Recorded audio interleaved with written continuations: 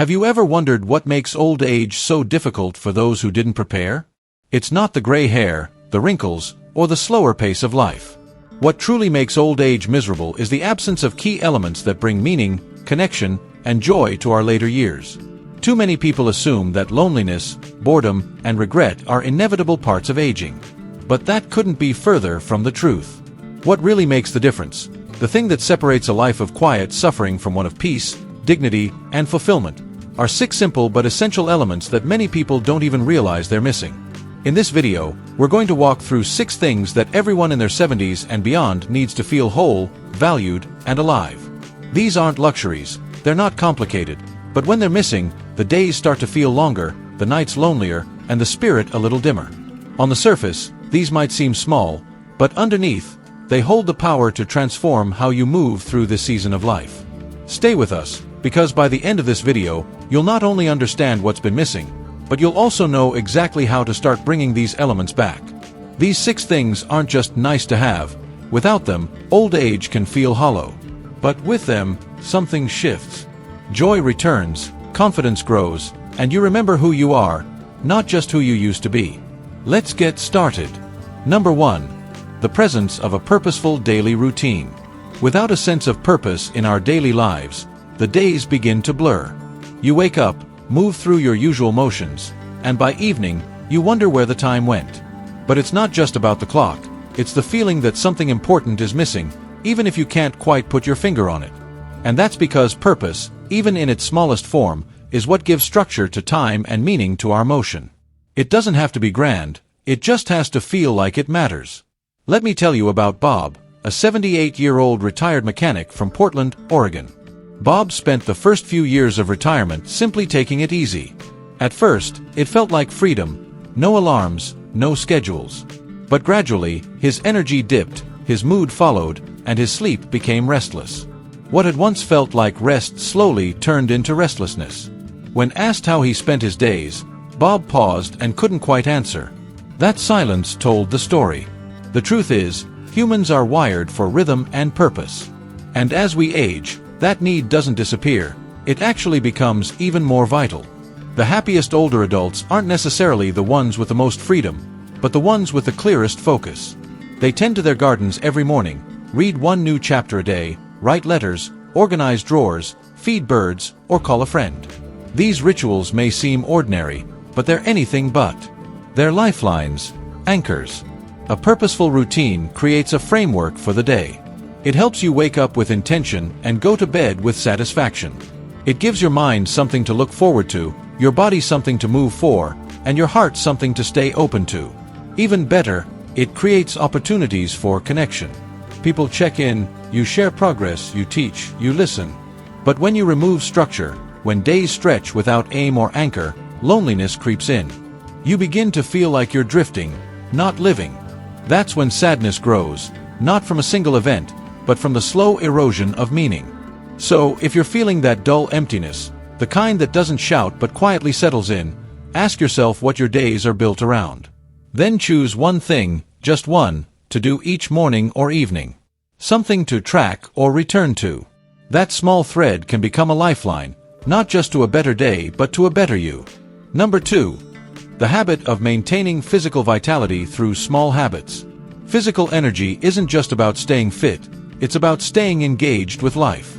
And when your body starts to slow down, even slightly, everything else begins to feel heavier.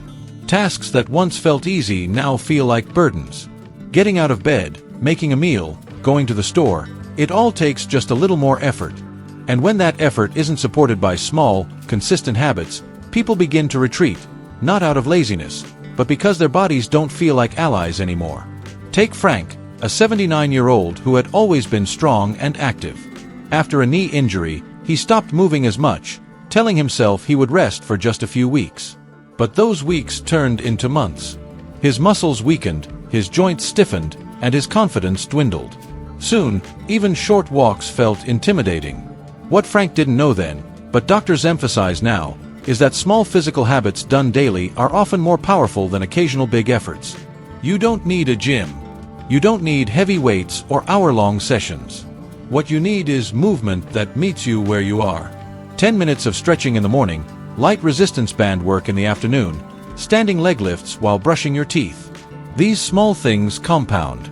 They preserve strength, protect joints, and keep blood flowing. But most importantly, they remind you that your body is still capable. And that feeling, that you're still capable, is one of the strongest antidotes to misery in old age. When your body moves, your mind follows. Energy rises, mood improves. You look forward to the day instead of dreading it. And even more, those small physical efforts give you a sense of pride. Not the kind that comes from comparison, but the quiet kind. The kind that says, I showed up for myself today. Number 3. The presence of emotional connection with others. One of the quietest forms of suffering in old age isn't physical, it's emotional. And it often begins with something as subtle as silence, a few missed calls, fewer invitations, a longer pause between visits. At first, it just feels like space. But slowly, that space turns into isolation, and before long, a person begins to wonder if anyone still sees them at all. The truth is, emotional connection isn't just something we enjoy, it's something we need, especially as we grow older. Let me tell you about Joan, a 76-year-old widow from Chicago. Joan had always been surrounded by friends in her younger years, but as time passed, some friends moved away, others passed on, and her children became busy with their own lives. Though she didn't want to complain, Joan began to feel a kind of ache that wasn't physical. It was deeper, a feeling that no one really knew her anymore, that her stories didn't have a place to land, that she was slowly disappearing. What Joan was missing wasn't noise or activity, it was connection. The kind that comes from being truly heard, from laughing with someone who understands your past, from sitting quietly with someone who simply cares that you're there. That kind of connection nourishes us. It reminds us that we matter, that we belong. Doctors now understand that emotional isolation is just as harmful as chronic illness. It raises stress levels, increases the risk of dementia, and even shortens lifespan. But beyond the science, there's something even more urgent. Loneliness steals joy. It turns the days gray, makes everything feel a little heavier, a little harder, and worst of all, it convinces people that reaching out is a burden. But connection doesn't always require a big family or a busy calendar. Sometimes, it starts with one consistent relationship, a neighbor you check in with once a week, a group you meet with twice a month, a cousin you call every Sunday. Number 4. The habit of mental stimulation and curiosity. When the body starts to slow down, one of the greatest gifts we still have is our mind. But too often, that gift goes unwrapped. It sits quietly in the background while routines repeat, conversations shrink, and novelty fades. Without fresh mental stimulation, the thrill of a new idea or the challenge of figuring something out, life begins to feel flat. Not painful necessarily, just dull. And over time, that dullness becomes a quiet form of misery. Take James, an 85-year-old retired architect from San Francisco. He had once thrived on solving problems and learning new things. After retiring, he felt relieved to finally have time for rest, but soon, the days became repetitive. He watched the same shows, read the same newspaper columns, and went to bed feeling more tired than inspired. It wasn't until his daughter gave him a crossword puzzle book that something shifted. At first, he struggled to finish even the easy ones, but he stuck with it, and soon, he was looking forward to them every morning. His memory sharpened, his mood lifted, and most importantly, his curiosity returned. Doctors often say, use it or lose it, but what they really mean is this: your brain needs challenge the way your muscles need movement. It craves stimulation. When that stimulation is missing, boredom creeps in slowly, quietly, and often unnoticed. But the opposite is also true. The moment your mind is reawakened, your world feels bigger again. Mental stimulation doesn't have to mean studying philosophy or learning a new language, though it can. It can also mean reading a new genre of book, learning a new game, trying a new recipe, or even asking questions you've never asked before. Number 5. The presence of self-worth and dignity. There comes a point in life when the world stops looking at you the same way. Cashiers speak slower, doctors speak over you, family members make decisions without asking, and slowly, without anyone meaning to, you begin to feel small, like your value has expired. Like you're just an extra in the background of everyone else's busy lives. But here's the truth. Growing older doesn't make you less important. Losing certain abilities doesn't make you less worthy, and needing help doesn't mean you've lost your dignity. What causes real misery in old age is forgetting your worth, or worse, being treated like it's gone. Let me tell you about Anne, a 79-year-old former teacher from Denver, Colorado. After a stroke left her unable to walk without assistance, she started feeling as though her opinions didn't matter anymore. Conversations seemed to go around her, not to her. Strangers assumed she couldn't think for herself, and even her family began speaking in a softer tone, as if she were fragile in every way. And didn't resent the help she received, but she missed the respect, the sense that she was still capable of making her own decisions. Doctors and researchers alike are beginning to understand how vital it is for older adults to feel seen, respected, and involved in their own lives. When people are spoken to with dignity, when they're given choices, asked for their opinions, and treated as equals, their health improves. Their confidence rises, and most importantly, their spirit stays intact. But when that's missing, something begins to shut down, not just emotionally, but physically. There's nothing more exhausting than feeling like you don't matter. Number 6. The feeling of being needed by someone or something. There's a quiet emptiness that settles in when you no longer feel needed. It's not the same as loneliness. It's something deeper, something that speaks directly to your sense of purpose. When no one calls for your advice, when your presence feels optional instead of essential, when you can disappear for a few days and no one notices, that's when the real weight of old age can set in. Because deep down, every one of us wants to matter to someone. We want to know that our lives still add something to someone else's. And when we begin to feel like our contributions no longer matter, when we start to think we're invisible, that's when the shadows of old age start to feel the darkest. Let me tell you about George, an 83-year-old man from Sarasota, Florida, who had raised a family, built a career, and been a rock in his community. After his wife, Evelyn, passed away, and his children moved far away to pursue their own lives, something shifted. They still loved him, of course, they called every so often, but the day-to-day interactions were gone. The small favors, the little questions, "Can you help me with this?" Those moments when he was needed, started to fade. And without them, George began to feel like he was slowly disappearing. At first, it was subtle.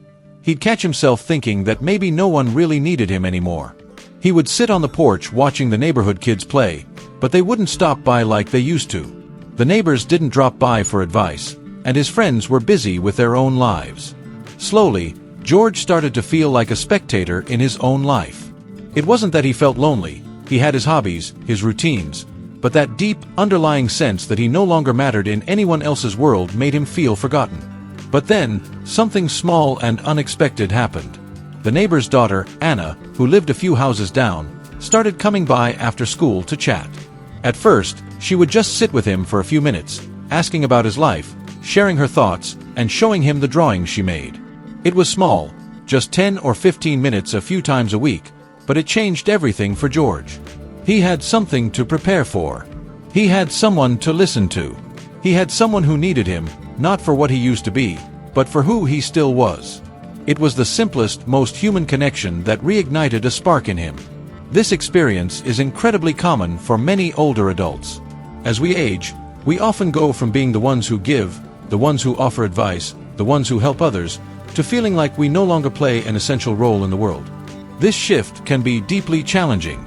It can erode our sense of purpose and make us question whether we still matter.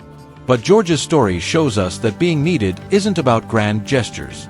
Sometimes it's the little things, the small moments of connection, that bring us back to life. Doctors have found that feeling useful, even in the smallest ways, can dramatically improve mental health. It lowers depression, reduces cognitive decline, and can even extend life expectancy. But beyond these studies, there's something even more profound. Being needed brings back hope. It gives you a reason to show up, to care, to participate in the world around you. It pulls you out of yourself and back into the lives of others. But here's the truth. Being needed doesn't always come from family. Sometimes, it's the dog that waits for your daily walk. It's the friend who counts on your phone call every week. It's the volunteer group that misses you when you skip a meeting. It's the neighbor who smiles and waves at you from across the street, grateful that you're still there. What matters isn't how many people need you, but that at least one person does. If you're sitting there thinking, "No one needs me anymore," let me challenge that belief. There is always someone, whether it's a neighbor, a younger person, or even someone you don't know well yet, who could benefit from your wisdom, your kindness, or your presence. It might be as simple as offering encouragement to someone, helping a friend with a small task, or simply being there when someone needs to talk. Those small actions, those moments where you show up for someone else, can reignite that spark of purpose in your own life. When you feel needed, you begin to see your life through a different lens. You stand a little taller. You care a little more. You feel, once again, that you belong. And that's the gift that we all need at every stage of life, not just to be wanted, but to be needed. To know that our lives still matter, that we still have something to offer, and that we still belong in the world. What if you're thinking, no one needs me anymore? Well, I assure you, that is not the truth. The truth is that we all need each other, especially as we grow older. You have something unique to offer. Even the smallest action, like offering a kind word or helping someone with a simple task, can remind you, and them, that you are needed. When you experience that sense of being needed, it starts a ripple effect. You start seeing the world in a new way. Instead of feeling like an outsider in your own life, you start feeling like an integral part of the community around you. And that feeling can make all the difference. It helps reduce the feelings of isolation, sadness, and despair that sometimes come with getting older. But the most remarkable thing about being needed is that it doesn't have to be about a big, dramatic gesture. It's about the small, everyday connections that make us feel seen, heard, and valuable. And if you think you're beyond making new connections, think again. It's never too late to make a difference in someone else's life. Whether it's through sharing a story, giving advice, or simply lending an ear, your presence matters.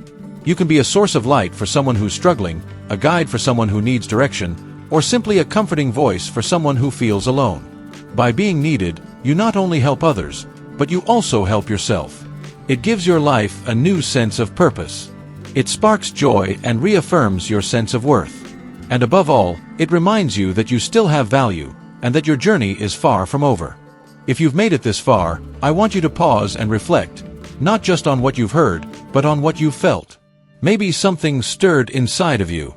Perhaps one of these 6 things felt too familiar. Or maybe you realize that what's been missing in your life isn't as complicated as you thought. Because the truth is, old age itself isn't miserable. What makes it feel that way is the absence of the things that make us feel alive. Let's look back. A purposeful routine to guide your day. Physical habits that give you energy. Emotional connection that reminds you you're not alone.